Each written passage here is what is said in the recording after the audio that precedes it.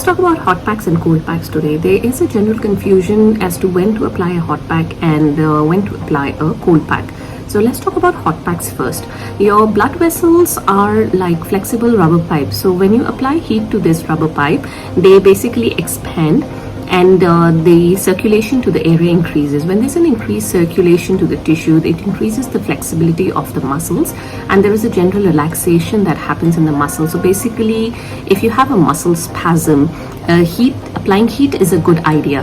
Let's take the example of when you wake up with a stiff back and you go for a hot shower, and after the hot shower you feel really more relaxed in your muscles. Or if you have just been to the gym or done a workout and you have post-exercise soreness and you go and take a sauna and you feel better. So basically what that means is you've got muscle spasm, you applied heat to the area and you feel more relaxed in your muscles. Heat is basically of two types: dry heat and moist heat.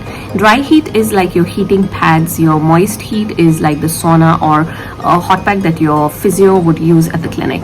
Both of them are pretty good. They do the work equally well. However, a moist hot pack would penetrate better into the tissues, and you have to apply it for a lesser amount of time. Now, when can you not apply a hot pack? Basically, if you have a skin condition that gets aggravated with heat, or if you have diabetes, especially uncontrolled diabetes or hypertension, heating pads are not a good idea. Another example would be people who have sensory loss or sensory disturbances. So basically, they cannot distinguish between the feeling of heat and cold. So that would be a contraindication. So you would not apply heat in these people.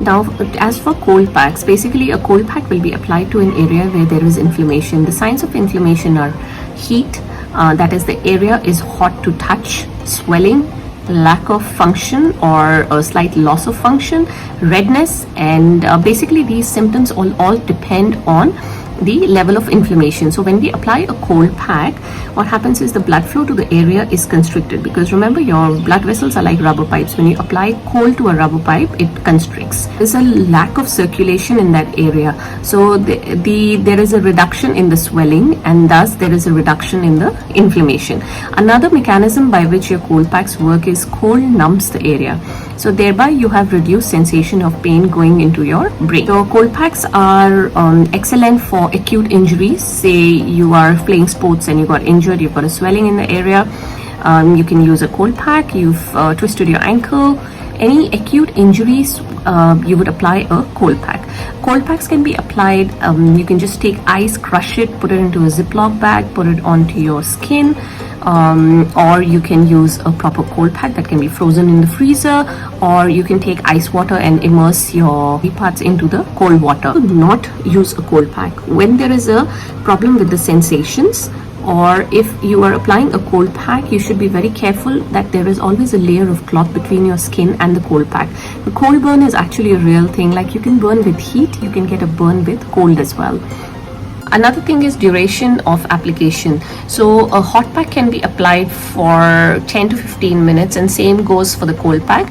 But if you feel that the cold pack is too cold, do take it off your skin or double up the layer of clothing between your skin and the cold pack, and make sure that you don't apply the cold pack directly onto the skin.